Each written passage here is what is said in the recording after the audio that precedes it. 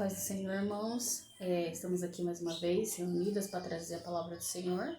E o tema de hoje é louvemos somente a Deus, né? Que nós louvemos e adoremos somente ao Senhor Jesus. E eu queria deixar em Atos 16, Atos capítulo 16, e do 9 ao 40 eu vou ler, para que a gente venha entender mais ainda, né? Na palavra do Senhor. Se vocês quiserem abrir a palavra, fica à vontade. Se não, só acompanhar.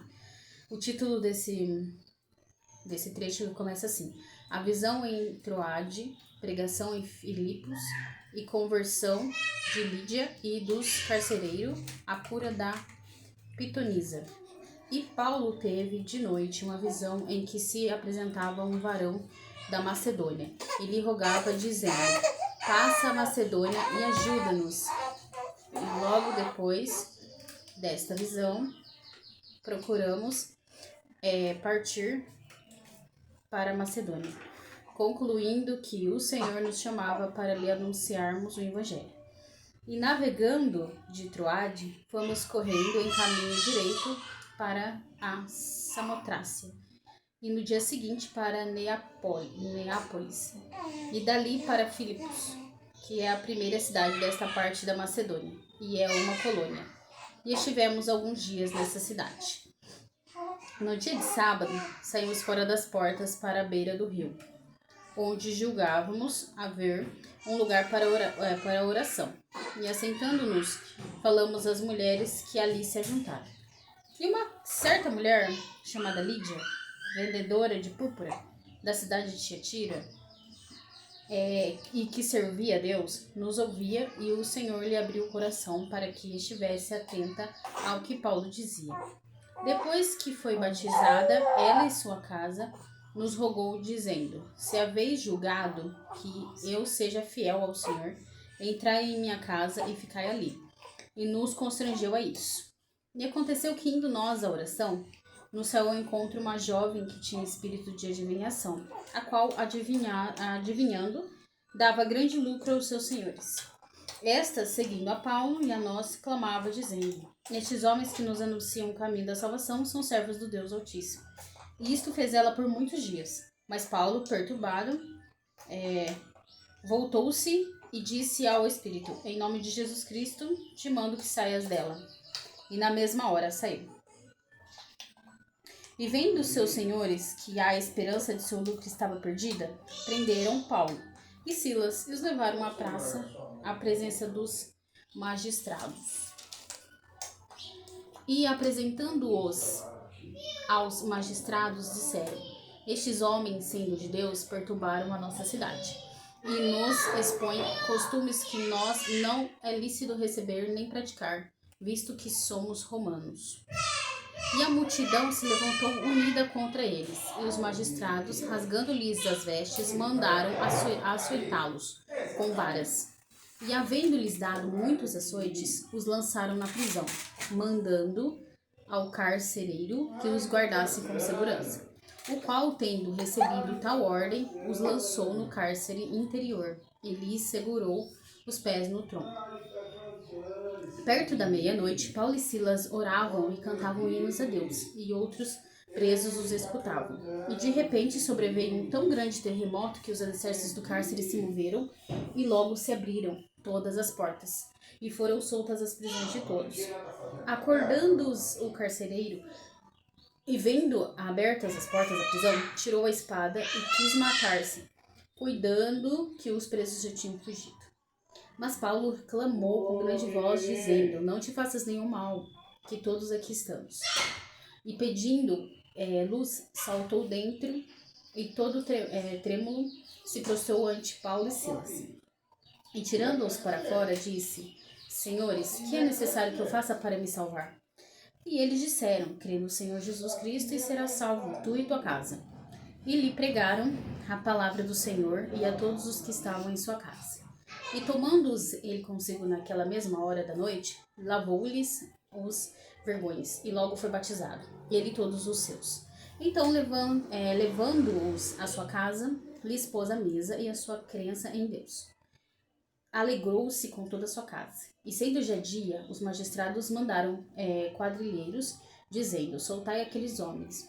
O carcereiro anunciou a Paulo estas palavras, dizendo: os magistrados mandaram que vos soltasse. Agora, pois, sai e ide em paz.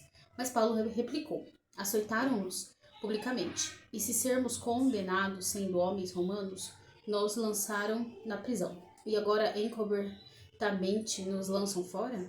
Não será assim, mas venham eles mesmos e tirem-nos para fora. E os quadrilheiros foram dizer aos magistrados essas palavras, e eles temeram, ouvindo que eram romanos. Então, vindo, lhes dirigiram súplicas, e tirando-os para fora, lhes pediram que saíssem da cidade. E saindo da prisão, entraram em casa de Lídia, e vendo os irmãos, os confortaram e depois partiram.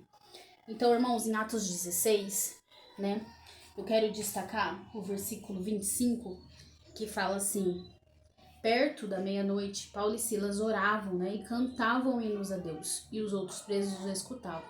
Então, a importância, né, de a gente louvar o Senhor, né, de nós louvarmos ao nosso Deus, de nós adorarmos ao Senhor. Porque em meio a Paulo e Silas, meio naquela situação, presos, né, no frio, jogados naquela prisão, mesmo assim, o que eles fizeram? Eles louvaram ao Senhor, né? Eles não se importaram com as coisas ao redor dele, com as circunstâncias que estavam passando. Porque eles sabiam que o Deus que estava com eles, que é o nosso Deus Todo-Poderoso, está sempre ao lado deles. Por isso que eles estavam louvando ao Senhor, porque o nosso Deus é um Deus fiel, né? Como diz a palavra do nosso Deus aqui. Deus, ele é fiel e sempre está conosco. E vou ler também, queria deixar em Salmos, antes de passar para minha irmã, Salmos 103, que também fala, né, do louvor ao Senhor, né? Eu vou ler ele inteiro também. O título fala assim: convida-se a louvar a Deus por amor de sua graça. Bendize a minha alma ao Senhor, e tudo que há em mim bendiga o seu santo nome. Bendize, ó minha alma, ao Senhor, e não te esqueças de nenhum de seus benefícios. É Ele que perdoa todas as suas iniquidades e sara todas as suas enfermidades. Quem redime a tua vida da perdição e te coroa de benignidade e de misericórdia. Quem enche a tua boca de bens, de sorte, que a tua mocidade se renova como a águia. O Senhor faz justiça e juízo a todos os oprimidos. Fez notórios os seus caminhos a Moisés e os seus feitos aos filhos de Israel. Misericordioso e piedoso é o Senhor, longânimo e grande benignidade. Não repreenderá perpetuamente, nem para sempre conservará a sua ira. Não nos tratou segundo os seus pecados, segundo os nossos pecados, nem nos retribuiu segundo as nossas iniquidades. Pois quanto o céu está elevado acima da terra, assim é grande a sua misericórdia para com os que o temem, né? Para os que obedecem ao Senhor. Quanto está longe o Oriente do Ocidente, assim afasta de nós as nossas transgressões. Como um pai se compadece de seus filhos, assim o Senhor se compadece daqueles que o temem, né? Daqueles que o obedecem. Pois ele conhece a nossa estrutura. Lembra-se de que somos pó, porque o homem são seus dias como a erva, como a flor do campo, assim floresce. Pois passando por ela, o vento logo se vai, e o seu lugar não conhece mais. Mas a misericórdia do Senhor é de eternidade a eternidade, sobre aqueles que o temem, né? Aqueles que obedecem, tem uma vida com o Senhor, né? E a sua justiça é sobre os filhos dos filhos, sobre aqueles que guardam o seu conserto e sobre os que se lembram dos seus mandamentos para o cumprirem. O Senhor tem estabelecido o seu trono nos céus, e o seu reino domina sobre tudo. Bendizei ao Senhor, anjos seus, magníficos em poder, que cumpres as suas ordens, obedecendo a voz da sua palavra. Bendizei ao Senhor todos os seus exércitos, vós, ministros seus, que executais o seu beneplácito. Bendizei ao Senhor todas as suas obras, em todos os lugares do seu domínio. Bendizei, ó minha alma, ao Senhor. Amém? E queria destacar o versículo 1, que fala, né? Bendize, ó minha alma, ao Senhor. E tudo que há em mim, bendiga, né? O seu santo nome. O que é bendiga, né? Louva, né? Está louvando ao Senhor, que a minha alma louve a Deus, que a minha vida louve ao Senhor, porque tudo vem do Senhor sobre as nossas vidas. Por isso, a importância de louvarmos a Deus a cada dia, né? Através da nossa oração, através de louvores mesmo, através da nossa fidelidade ao Senhor, através, né, da leitura da palavra, através do nosso tempo com Deus. Por isso nós temos que entender que o louvor ao Senhor nós temos que ter diariamente, né? Louvar ao Senhor, porque tudo provém de Deus, né? A nossa vida, é o nosso ar que respiramos vem do Senhor. Tudo é pelo grande amor do Senhor, pela grande misericórdia de Deus por nós. Por isso que nós devemos sempre estar louvando ao Senhor, porque a nossa alma, ela anseia, né? Pela presença do Senhor, anseia por uma vida com Cristo. Por isso, louvem a Deus, né? Que nós temos fôlego, que nós como temos fôlego, que nós louvemos ao Senhor, que nós entregamos a nossa vida por completo a Deus. Amém? E eu vou passar para minha irmã. Amém, irmãos. Então, para continuar, né, o tema de hoje, eu gostaria que vocês abrissem Deuteronômio, capítulo 10. Eu vou ler do versículo 12 até o 22. Tá? Então, Deuteronômio 10, capítulo 12, exortação à obediência.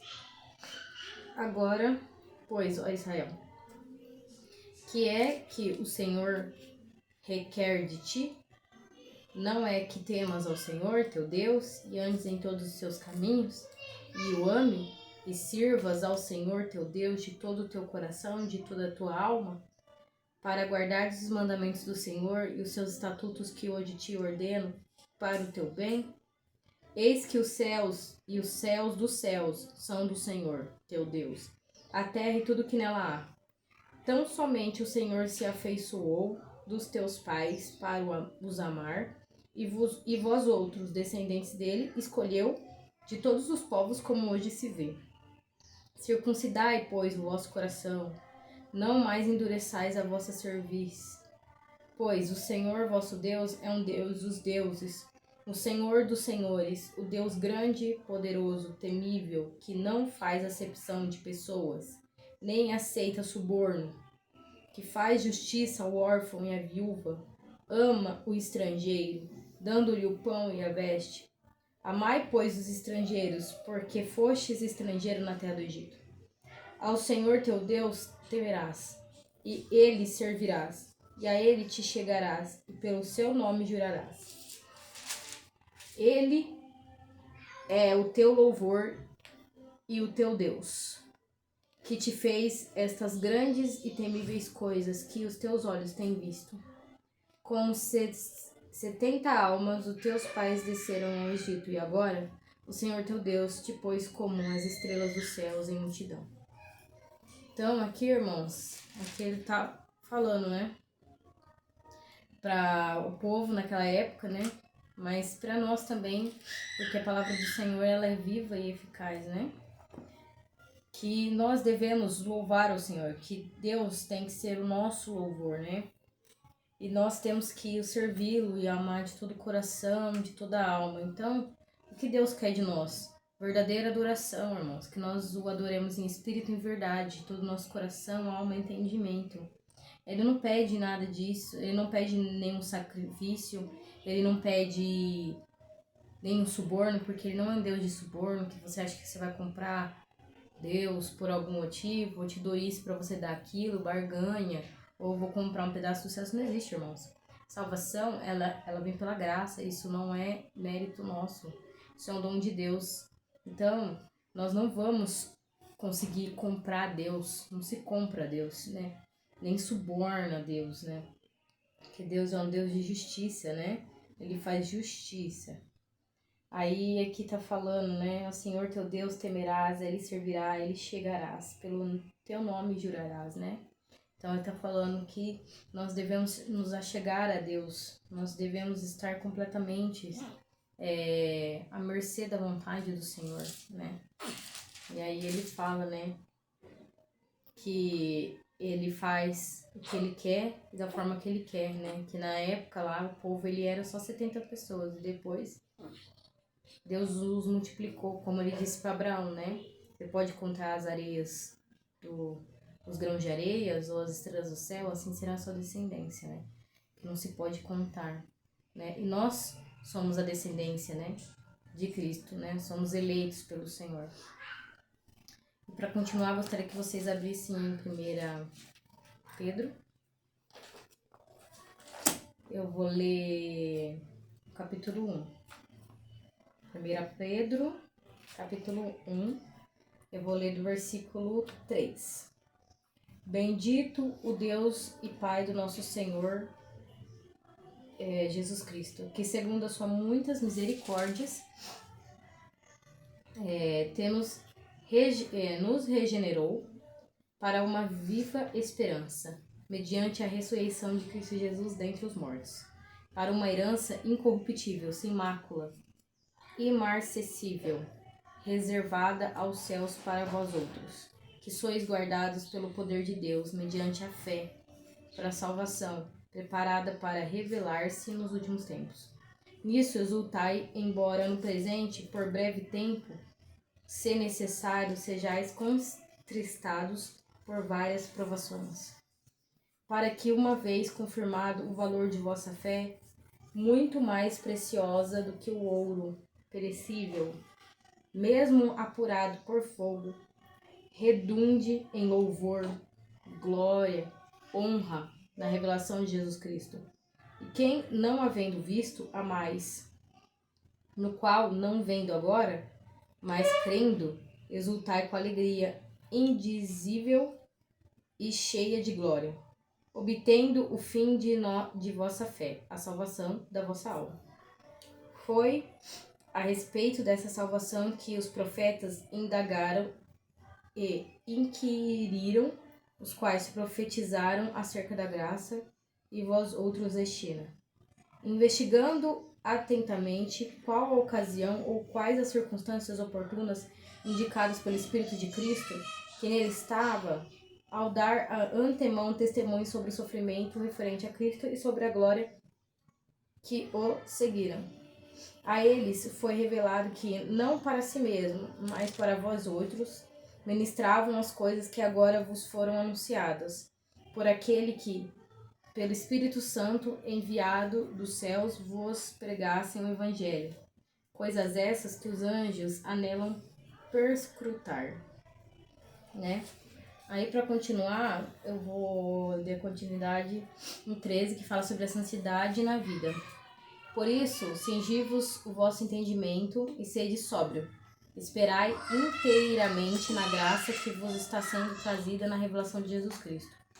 Como filhos da obediência, não vos amoldeis as paixões que tenheis anteriormente na vossa ignorância. Pelo contrário, segundo é santo aquele que vos chamou, tornai-vos santos também, vós mesmos em todos os vossos procedimentos. Porque está escrito, sede santo porque eu sou santo. Ora, se invocais como Pai aquele que, sem acepção de pessoa, julga segundo as obras de cada um, portai-vos com temor durante o tempo de vossa peregrinação, sabendo que não foi mediante coisas corruptíveis, como prata ou ouro, que fostes resgatado de vossos fútil procedimento que vossos pais os legaram, mas pelo precioso sangue, como de um cordeiro, sem defeito, sem mácula, o sangue de Cristo, conhecido com efeito antes da fundação do mundo, porém manifestado no fim dos tempos, por amor de vós, que por meio dele tende fé em Deus, o qual o ressuscitou dentre os mortos e lhe deu a glória, de sorte que a vossa fé, a esperança esteja em Deus. Então, irmãos, aqui ele fala, né, que nós temos que sempre bendizer ao Senhor, né, todas as coisas, né, porque ele fala que a nossa fé produz a salvação, né, porque a salvação ela é pela graça, não por obras. E aqui ele também fala que Deus não faz acepção de pessoas e vai julgar cada um conforme as suas obras, que nós devemos estar sempre buscando ter um procedimento adequado, um procedimento cristão, para que venhamos ser exemplos, né, nessa terra, né, e que nosso louvor e adoração seja somente para Deus, né. Às vezes a gente não se atenta que às vezes nosso tempo, nosso louvor e adoração está sendo para outras coisas, né, só que nós temos que voltar, né, aonde nós caímos, e começar a adorar o Senhor de todo o nosso coração, alma e entendimento, né? Porque é isso que Ele quer de nós, né? Que nós sejamos obedientes, que nós devemos estar firmes, né, no propósito de Cristo, né, até o fim da nossa vida, né, até o fim da nossa peregrinação, né. Aí ele fala que, embora nós passamos por algumas tristezas pela aprovação, mas que pela fé, nossa fé é vivificada na esperança de estarmos com Cristo, né, irmãos? Então é isso que eu queria deixar para vocês nesse momento. Eu vou passar para minha irmã. Amém, irmãos. E que Deus venha sempre falar conosco a cada dia mais, né? E que nós venhamos sempre louvar o Senhor. Que nosso Deus, ele merece toda a honra, toda a glória e todo o louvor, né? De cada um de nós. E que Deus abençoe a vida de cada um de vocês. Até o próximo vídeo.